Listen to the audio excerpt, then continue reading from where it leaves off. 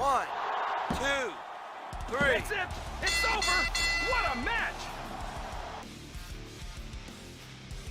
What is going on, guys? Richard here, back again from the Red Planet Wrestling. I know it's been a while since I've made a new episode of WWE Weekly Recap. However, I have just been a teensy bit busy, and I've also kind of been missing a couple of the shows here and there. So, like I said in the last episode that I did, I believe I had skipped one of the weeks. I think I missed like NXT and SmackDown, and I only watched Raw that one week.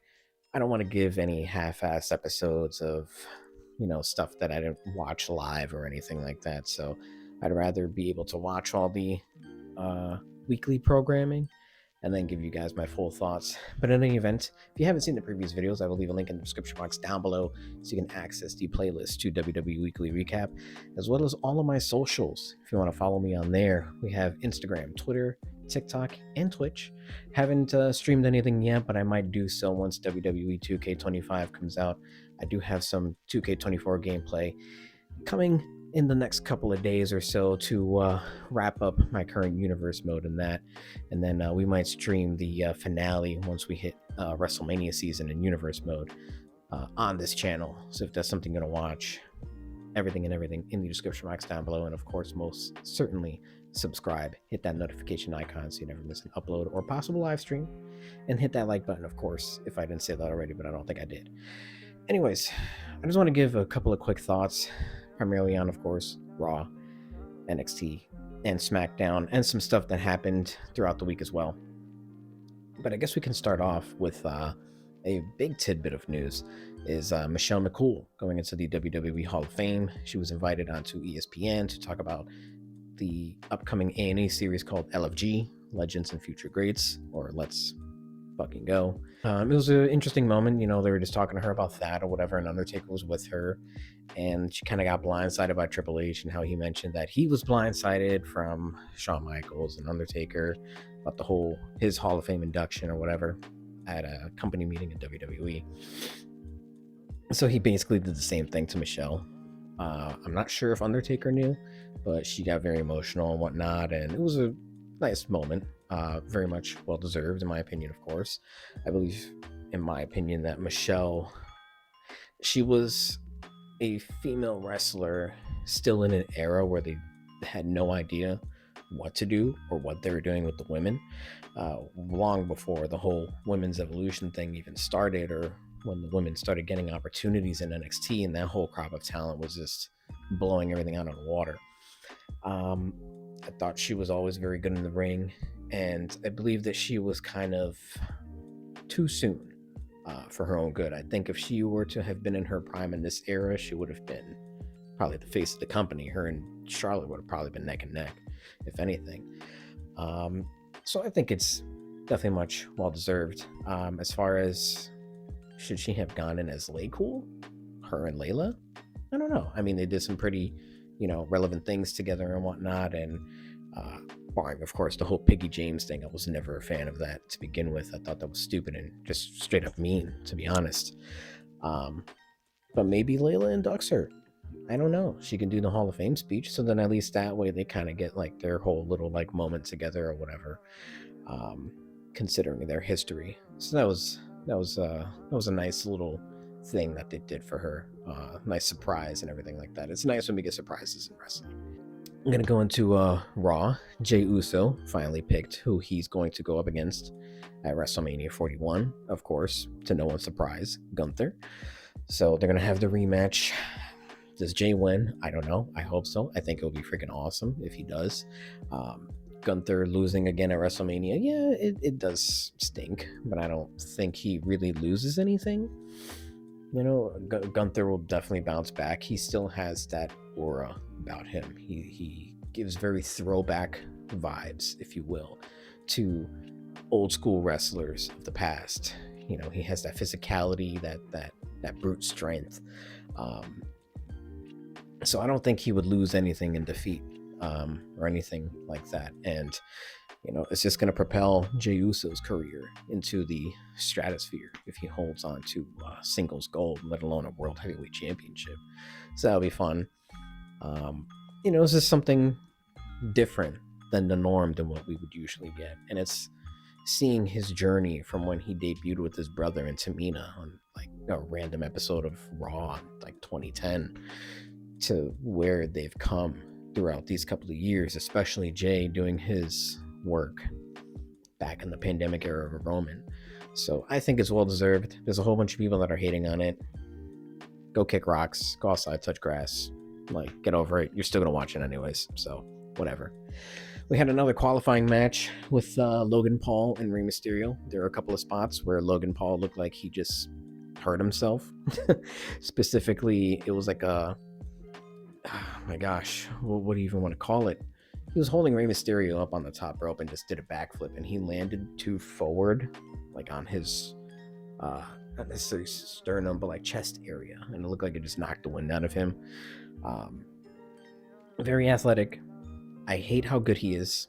I will admit that. However, as some of the boys say, slow down a little bit.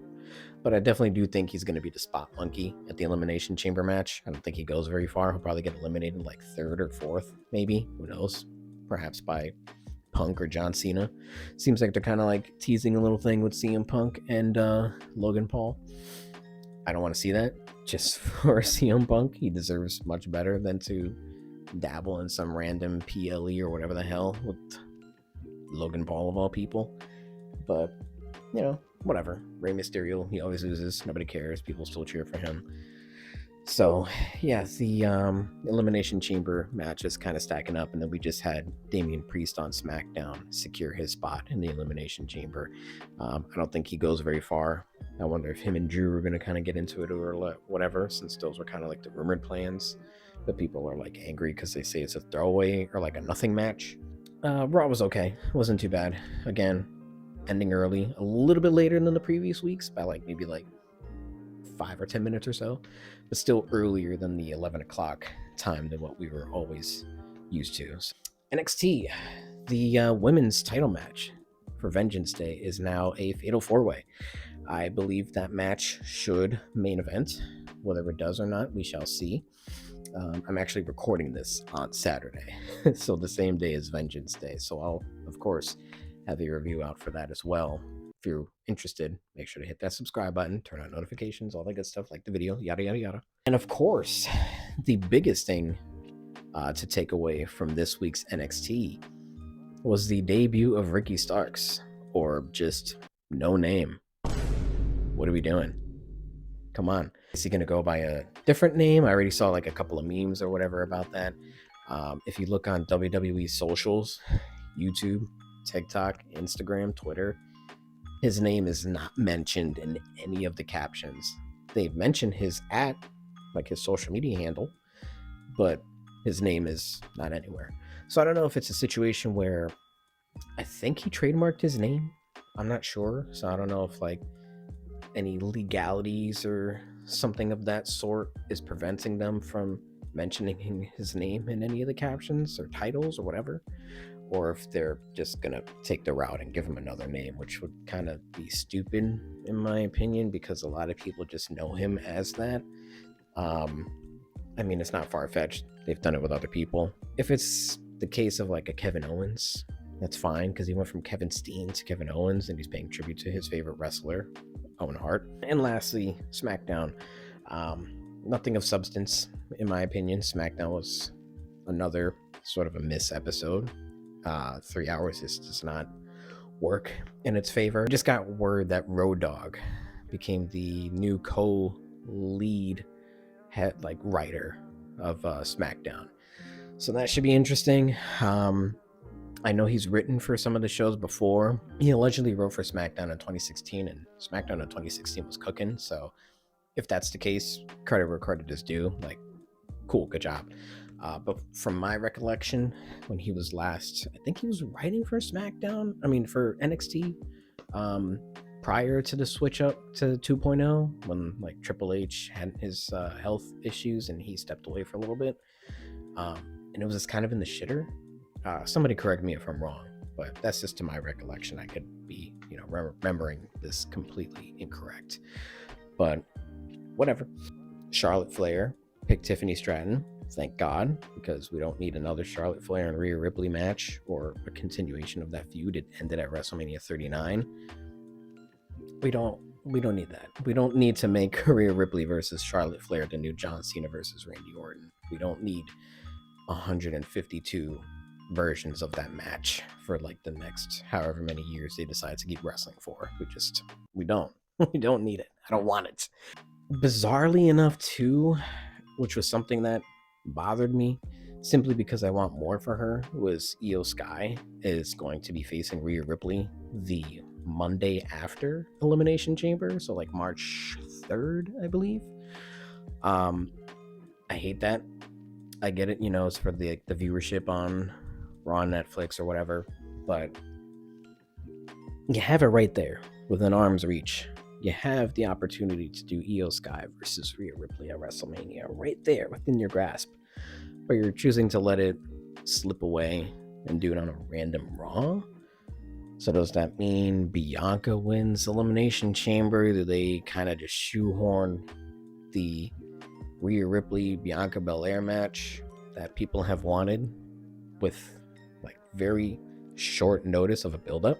At least with Io and Rhea, they've been interacting since War Games last year, and they've had their interactions before in NXT and whatnot, and that's not to say that Rhea and Bianca haven't, but there's been more consistency featuring Io and Rhea than there has Rhea and Bianca within the last couple of months or year. So kind of just throwing that together seems a little bit random. And Bianca Belair has like an undefeated streak at WrestleMania, so I would hate for them to kind of just, jumble that together in such short notice just to have Bianca lose. Because I don't think that they would want Rhea to lose either. But then that just destroys Bianca's undefeated streak. Whether that was done by design or not, I don't know. It's random, unless there's like some interference, and then they do like a triple threat at WrestleMania where they still include Io Sky and somebody else. Hopefully not Liv Morgan, but whatever. I don't know. And then the whole thing with Jade Cargill getting carted into the ambulance, and then you see Liv Morgan and Raquel Rodriguez, and Naomi's like, you see, I told you I didn't do it. I still think she didn't. I know a lot of people were like, yeah, y'all wanted it to be Bianca and Naomi so bad to attack Jade. It makes sense. It really does. And it'll give Naomi something to do, something to like sink her teeth into. And you have a returning Jade Cargill, and I've said this before, would be pissed that Bianca became strange bedfellows with Naomi, the person who attacked her.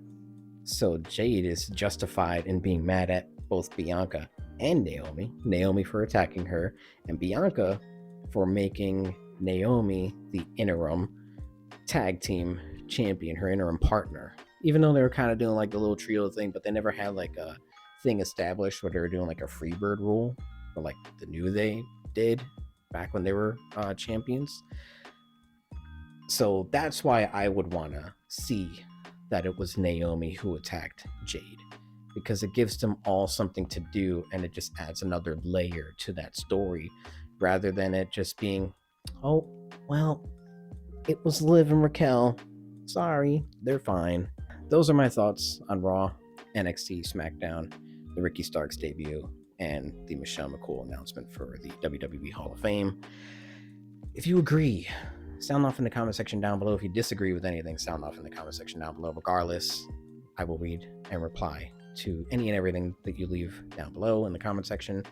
Also down below in the description box, as I made mention at the top of the video, the link to the playlist for WWE Weekly Recap, as well as my socials, Twitter or X, Instagram, TikTok, since we're back, and Twitch, which I might possibly do some future streams for WWE 2K25 once that drops.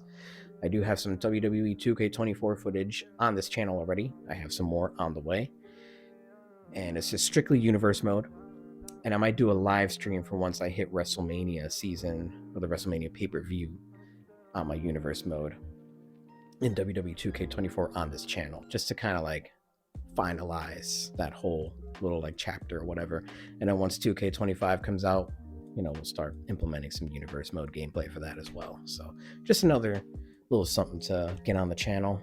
Speaking of other content on the channel, I'll be pumping out a little bit more shorts or whatever, just so you guys can kind of get like thoughts and whatever, and maybe I can create some memes or whatnot.